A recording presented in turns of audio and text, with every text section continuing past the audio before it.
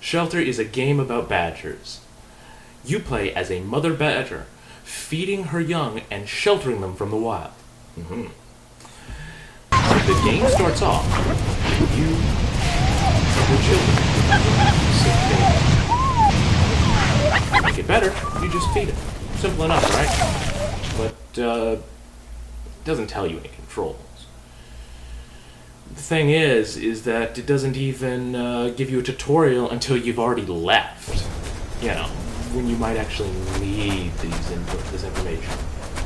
You know, but once it does, it teaches you how to dig, and then how to give yourself brain damage. How was I supposed to know that left click was the key to actually do anything? I mean, the obvious thing to execute any commands is Control-Alt-Delete. Once done with the tutorial, you start by wandering around looking for more food, whether it be by concussing yourself or by picking up the food. You then find some animals, which then you can slaughter for your young. As you go along, though, the game seems devoid of any real challenge. You feel that it may be that you may be coming across that it may be time for the game to introduce an adversary of sorts. And that's when you see fox. And this is it. This animal's a threat. You know, it has a dramatic music, it's searching for you as you're trying to chase it, and it even is something that is capable of killing and eating your children. So, obviously, you have to fight this. And fight it you do. Uh-oh. That was anticlimactic. Well, at least the children are safe. That fox would have hurt them. I mean, at least we were able to focus on the problem and keep them. They're also eating it. Is the sound of them devouring the fox's flesh really necessary? Moving on. Well, it seems that that's all we have to worry about for now. So we'll just proceed on to other pastures. We can find some more food. Probably some more flowers, some nice scenery. I mean, if that's going to be it, though, it's going to be a bit boring. Oh, look, let's get that other animal right there. And, what the fuck was that?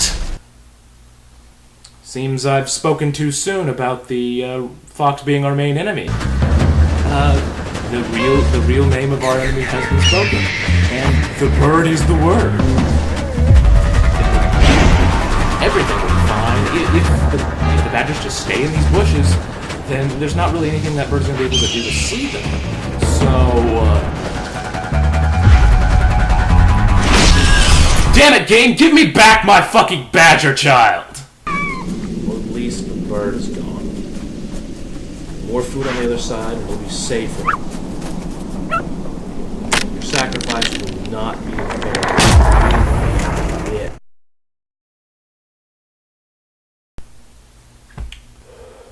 I guess that would have been too easy. We find ourselves in where the log has finally come to rest. It's like, what is this, a flashlight? Are we playing Alan Wake now? A guitar. Maybe it's Sleepaway Camp?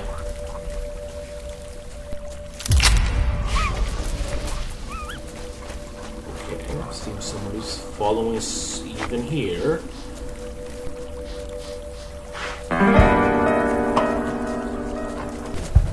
This'll be fine, right? I mean, this is supposed to be a game about a mother and her children. What kind of creators would set this atmosphere up and, have them get hurt? Oh, I mean, look. There's some more trees and food. It's just like the daytime.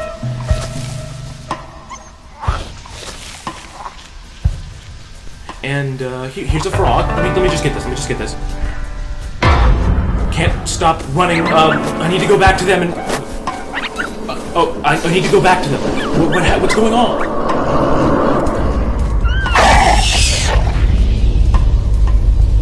Where did the other one go? Oh.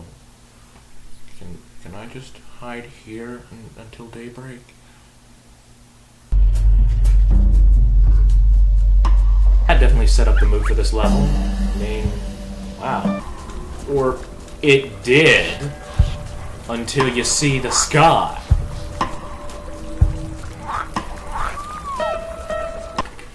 So apparently, the sky has some cartoon stars and comets, and some planets with eyes on it.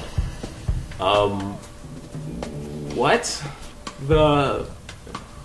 So I can't take that seriously anymore. And that's basically how that wins. Then we move on to the flood level, where the objective is avoid the waves and the wizard to try to get to the end of the level. That is, unless you reach the maximum child boss level. Which then, the waves then mourn for your child's loss by not appearing in the rest of the level.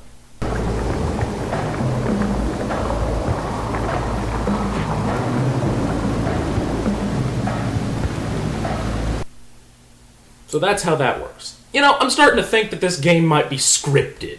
I mean, how dare the programmers put anything in there to keep it at a set pace. And other than that, there's not much else to this level. Moving on to level 4.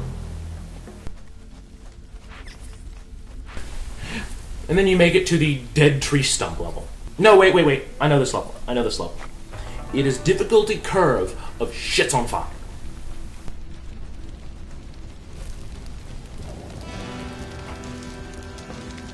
And this is the point where the developers are like, fire, that, you know, it's not like that could destroy an entire forest.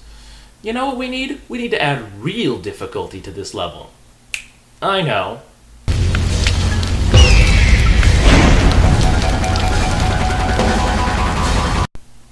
Look at that, our good friend the bird is back.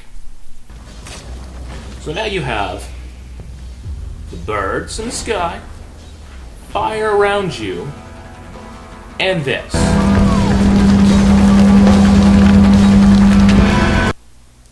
This isn't music, this is part of the gameplay. See, this feedback is intentionally designed to make it physically agonizing for the player in order for them to feel the same pain as the badgers. But even with all of these enemies around you, you're still able to make it to the end of the level. And you move on. Final level. And here we find our badgers wandering through an open field. And here we can see that the badgers have all grown up. Fat little bastards, aren't they?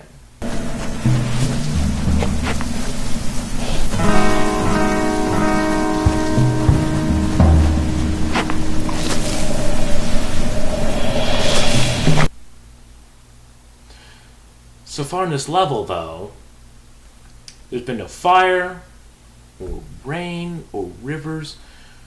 Now, that must mean that... There we go. Our final adversary, the birds, once again.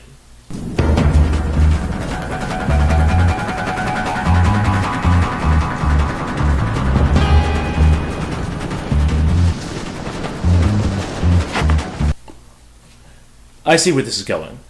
After this extended chase scene from the bird through these bushes, you'll notice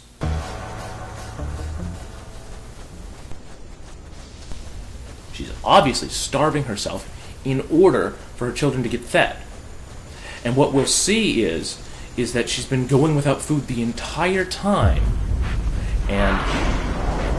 what?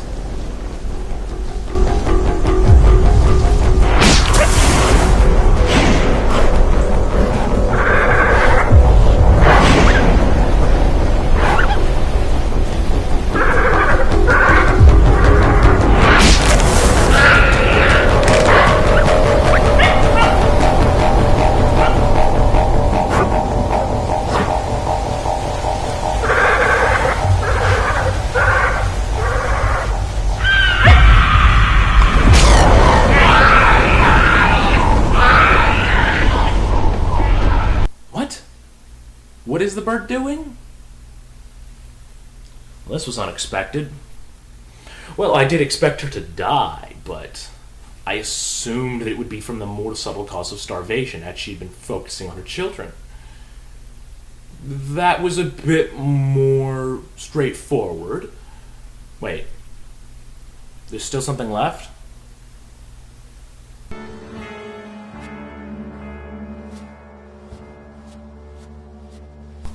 Well, of course you thank the mothers.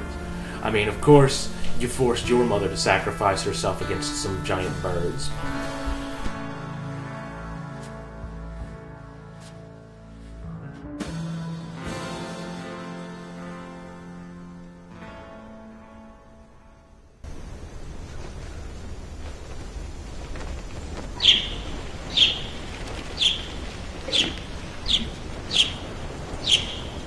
Oh, really? Am I now supposed to sympathize with these giant chickens? And that was Shelter. While only an hour long, it did have its own original artwork. The music, with some exceptions, did set the tone, and the storyline did keep me hooked from beginning to end, although now I do have an extreme hatred of birds. Now, if you'll excuse me, I'm off to go make some fried chicken.